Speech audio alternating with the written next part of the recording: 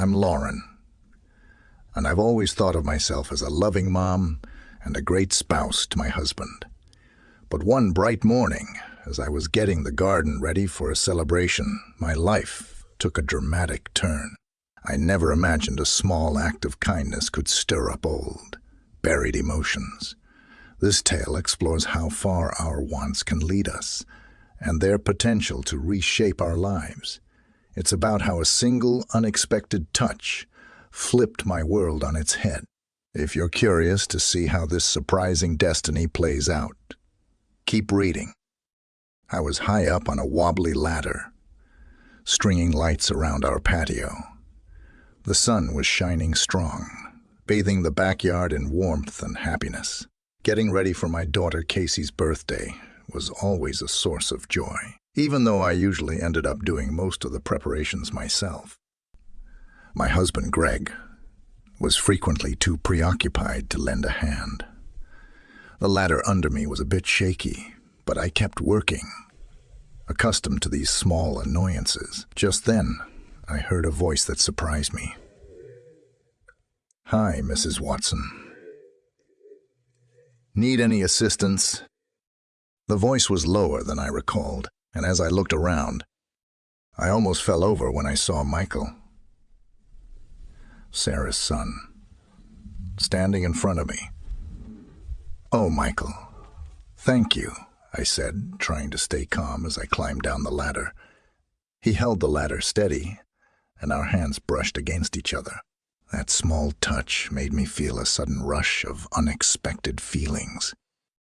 "I just arrived and saw you needed assistance," Michael said, a playful glint in his eyes. "That's very nice of you," I responded, showing him to the garden where the other decorations were.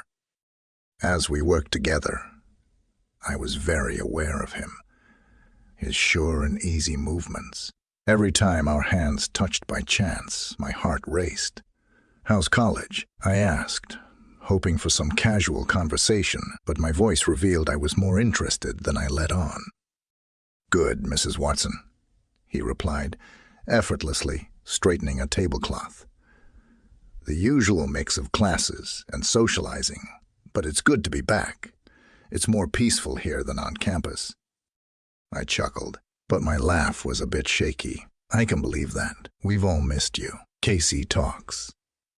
He responded to my well, wishing with a small, happy expression, briefly easing the awkwardness that had been building between us. I told him I only meant the best, and our eyes connected for a moment that felt like forever. In that short time, I understood that a simple gesture and a friendly face could reawaken emotions I thought I had lost. As the sun started to set and the shadows grew longer across the grass, people began arriving for the party.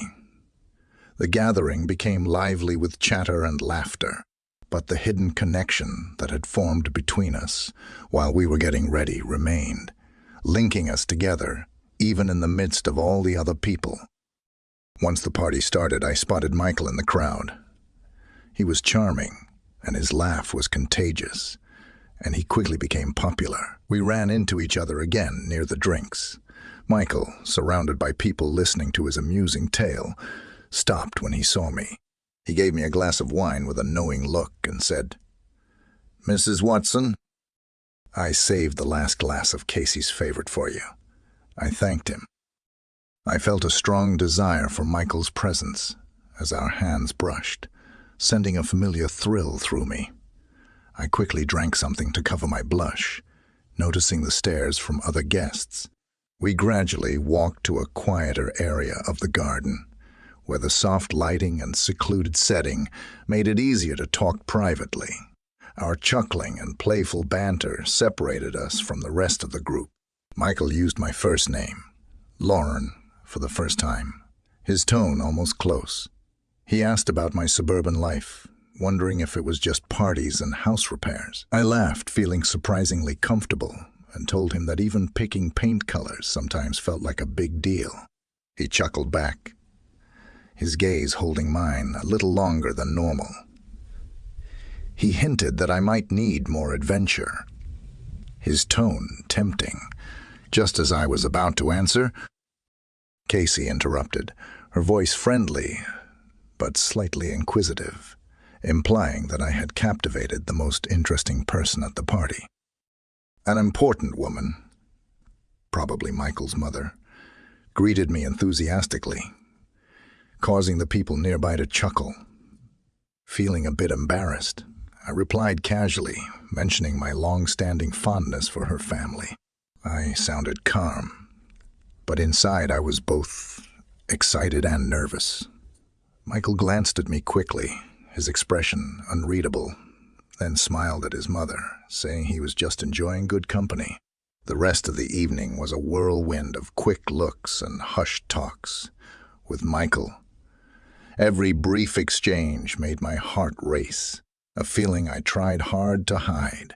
His earlier question about whether I wanted more excitement in my life kept replaying in my head, pushing me to consider stepping outside my usual routines.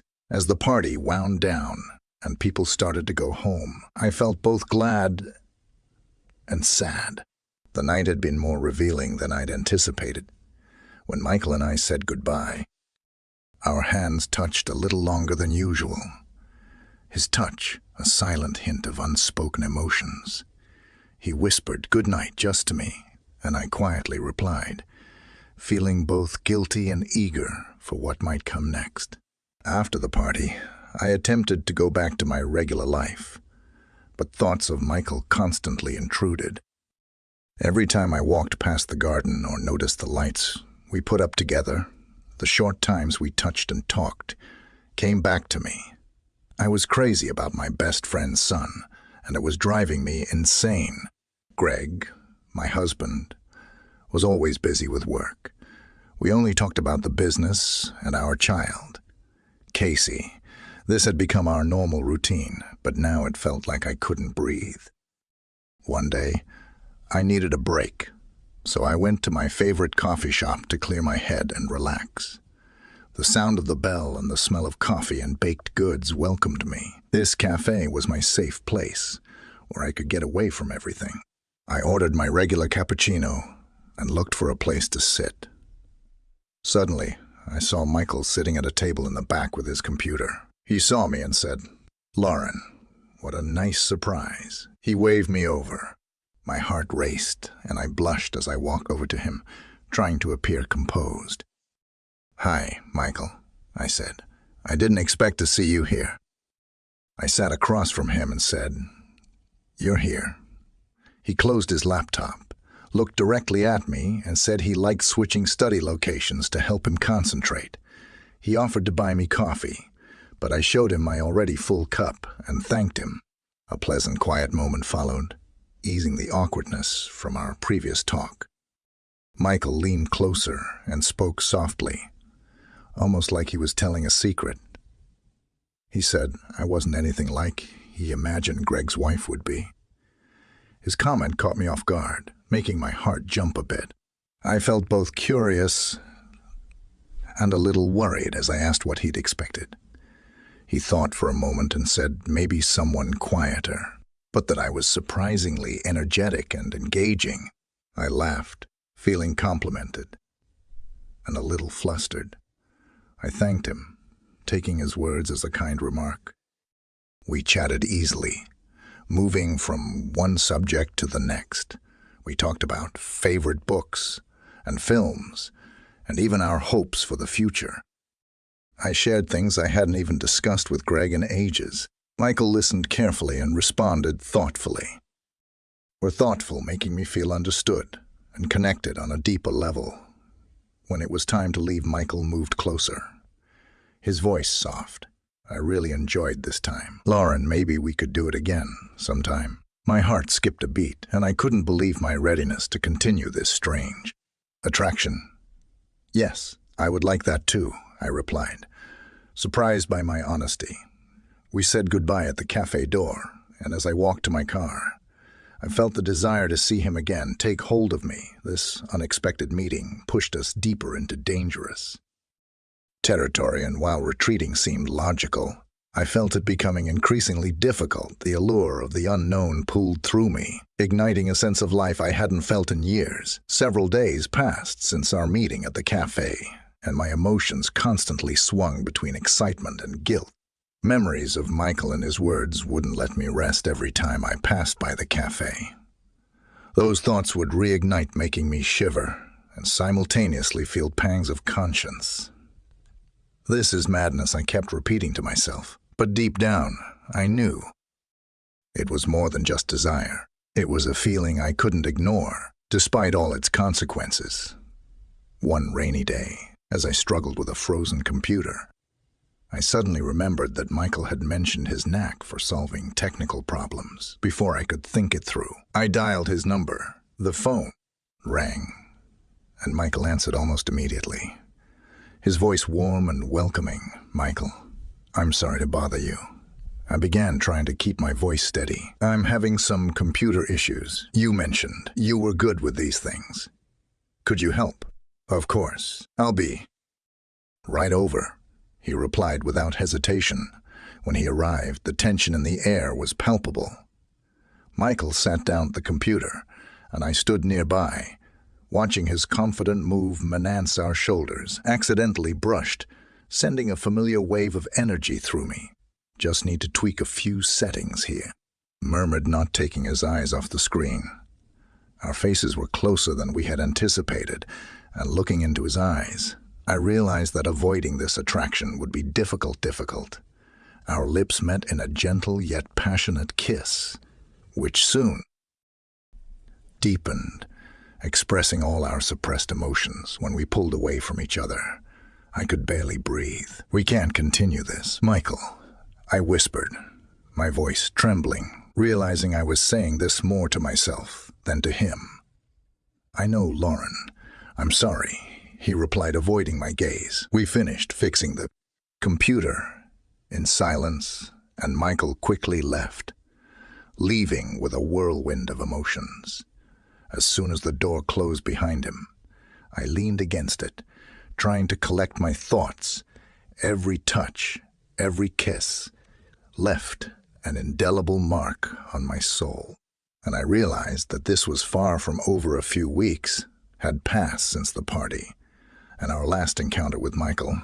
I tried to keep my distance from him, but thoughts of him constantly resurfaced. Greg was absorbed in his work, and I felt increasingly lonely. One morning, as I was making breakfast, my phone rang. It was Michael. "Lauren." "Hi." His voice was warm and pleasant.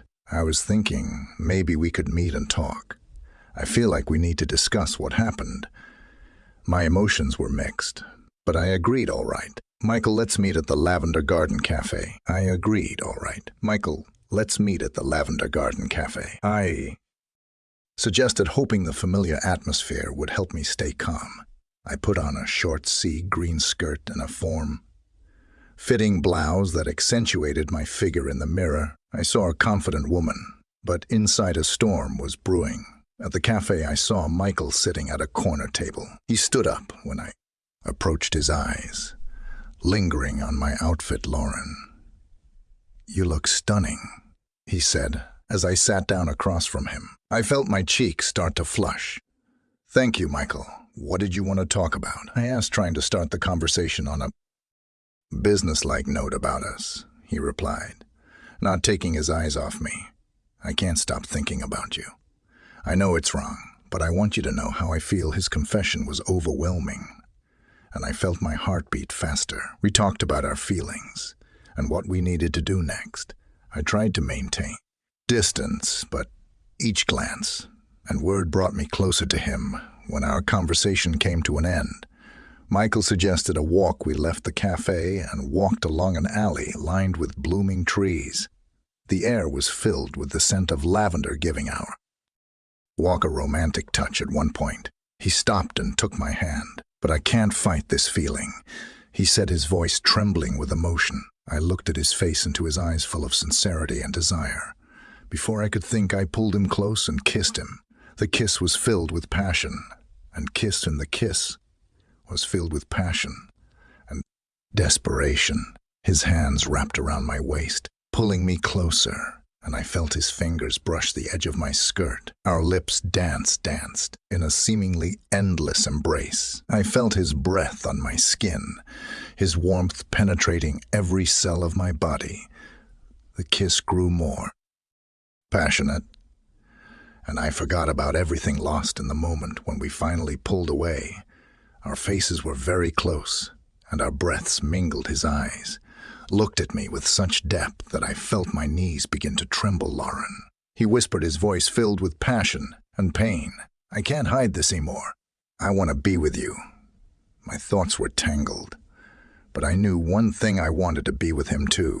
This moment, this kiss, this confession, all of it was real, and I could no longer deny my feelings. I do too, Michael, I whispered, back feeling my heart fill with both joy and fear.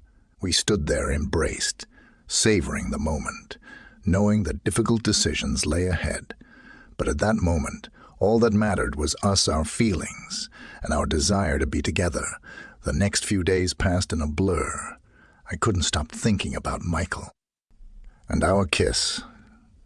We tried to stay away from each other, but our attraction was too strong to ignore each meeting, whether accidental or deliberate. Every word and glance only intensified our desire. One of those days, I received a message from Michael. Lauren, let's meet in the park by the old fountain.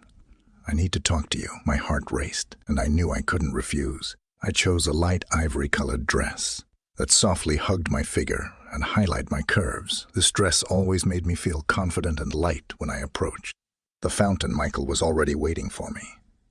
He looked tense and anxious. Our eyes met, and I felt the spark between us ignite once more. Lauren, he began, his voice trembling with emotion. I can't hide this any longer. I can't hide this any longer. Think about you every day, every minute. One of those days I received a message from Michael. Lauren, let's meet in the park by the old fountain. I need to talk to you. My heart raced, and I knew I couldn't refuse. I chose a light ivory-colored dress that softly hugged my figure and highlighted my curves. This dress always made me feel confident and light when I approached the fountain. Michael was already waiting for me. He looked tense and anxious. Our eyes met, and I felt the spark between us. Our eyes met, and I felt the spark between us ignite once more. Lauren, he began, his voice trembling with emotion. I can't hide this any longer. I think about you every day. Every minute I stepped closer, and our hands met. His touch was like an electric current running through my body. Michael, I can't stop thinking about you either, I replied, feeling my eyes fill with tears. But we have to be careful. This could ruin everything. He pulled me closer, and our lips met in a hot, passionate kiss. His hands wrapped around my waist, pulling me closer, and I felt his fingers gently touch my skin through the thin fabric of my dress. The kiss was filled with desperation and desire, and I felt every cell in my body responding to his touch, pulling away from my lips and looking into my eyes. I knew our feelings were too strong to ignore this. I knew our feelings were too strong to ignore this. Kiss wasn't just a manifestation of passion. It was an acknowledgement that we couldn't live without each other. Do too, Michael. But we need to be careful, I replied, trying to maintain a semblance of common sense. We spent several hours together walking in the park and enjoying each other's company. We talked about our feelings, our fears, and how to handle this situation.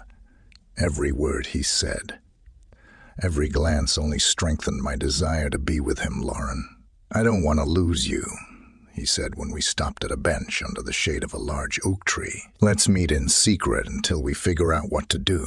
Next, I knew it was risky, but the thought of not seeing him anymore was unbearable.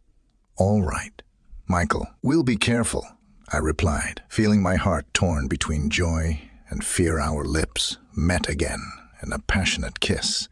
I felt his hand slide over my shoulders, gently touching my skin. His touches were filled with love and desire, and I couldn't resist the feeling. My hands wrapped around his neck, pulling him closer, and I felt his heart beating in sin with mine. These secret meetings became our sanctuary. We met in the park in secluded spots where no one could see us, each of. Our dates was filled with passion and tenderness. We cherished every moment, knowing it could end at any time. One evening, as we sat on a bench, under the stars, Michael took my hand and looked into my eyes. His voice was quiet, but each word penetrated my heart. My eyes filled with tears, and I squeezed his hand. "I love you too, Michael," I whispered, feeling my words filled with truth and strength. We spent that evening embracing and enjoying each other's warmth. Our kisses were gentle and passionate, each one a declaration of love and devotion. We knew that difficulties lay ahead, but at that moment, all that mattered was our love and our desire to be together. These secret meetings became a light in our dark days. We found in each other what we had long lost in our lives. Our love was forbidden, but that only heightened our desire to be together, no matter what. Several weeks had passed since our last meeting, and every day without Michael felt like an eternity. We kept in touch through messages and calls, but the desire to see him, to touch him, grew stronger each day. One of those days when Greg was at work and Casey was at a friend's house, I received a message from Michael. "Can I come over?" I knew it was risky, but I couldn't refuse. I replied briefly, "Yes, come." My hands were trembling, and I felt my heart beat faster in anticipation.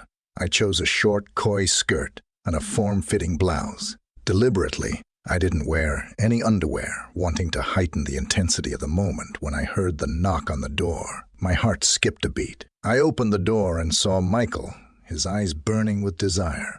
We exchanged brief glances, and he stepped into the house, closing the door behind him. "Lauren, you look stunning," he whispered, his voice low and husky. "Thank you, Michael. I've missed you so much," I replied, feeling my cheeks begin to flush.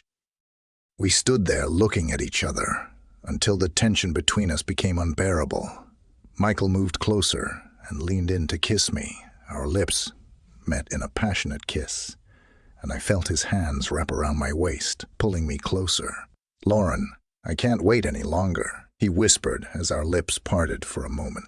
"Neither can I, Michael," I replied, feeling my knees start to tremble with desire. His hand slid over my waist and began to carefully remove my skirt. I felt his fingers touch my skin, sending shivers all over my body. When the skirt fell to the floor, I saw his eyes widen with desire. "You're so beautiful, Lauren," he whispered, his voice trembling with passion. Michael kissed me again, and I felt his hand slide under my blouse, gently removing it. Our bodies were close, and I felt every touch, every emotion. His lips moved down my neck, leaving hot kisses that made me shiver with pleasure.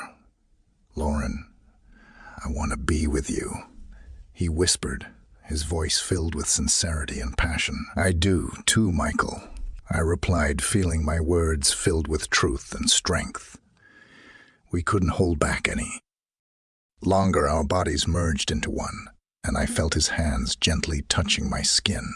He was careful and attentive, each of his gestures filled with love and passion. I felt every movement, every breath, and it filled me with a sense of bliss and happiness. Our movements became more intense, and I felt the passion consume us entirely. His lips found mine again and again, each kiss like a confession of love we lost ourselves in the moment, forgetting everything else but our feelings and desires. When we finally stopped, our feelings and desires.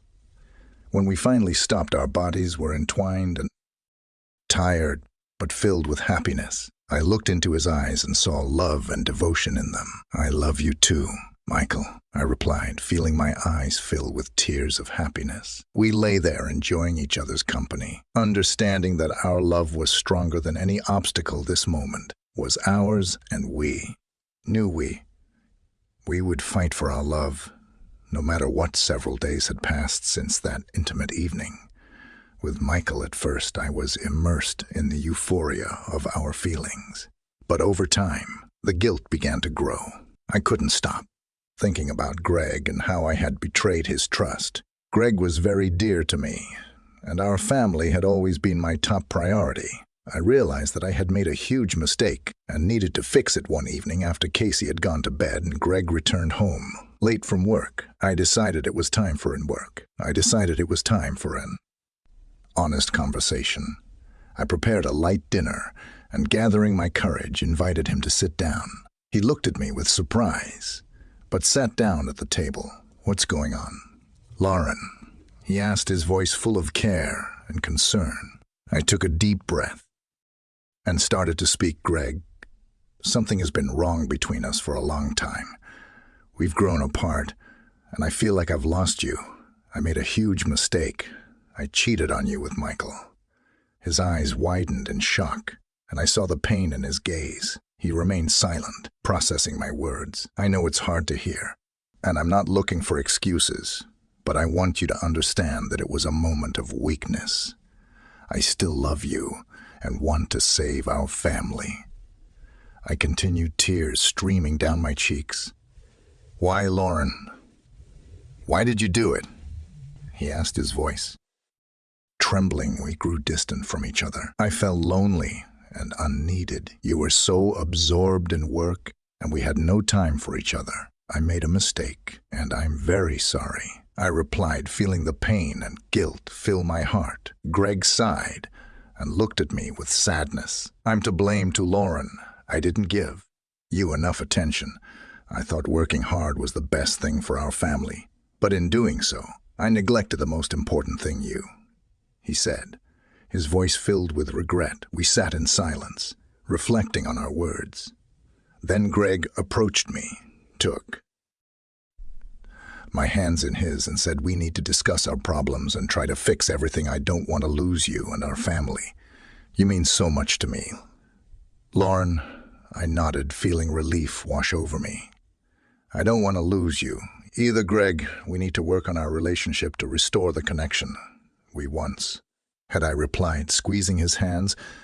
We decided to seek the help of a family counselor to address our issues and find solutions. We started spending more time together, discussing our feelings and desires.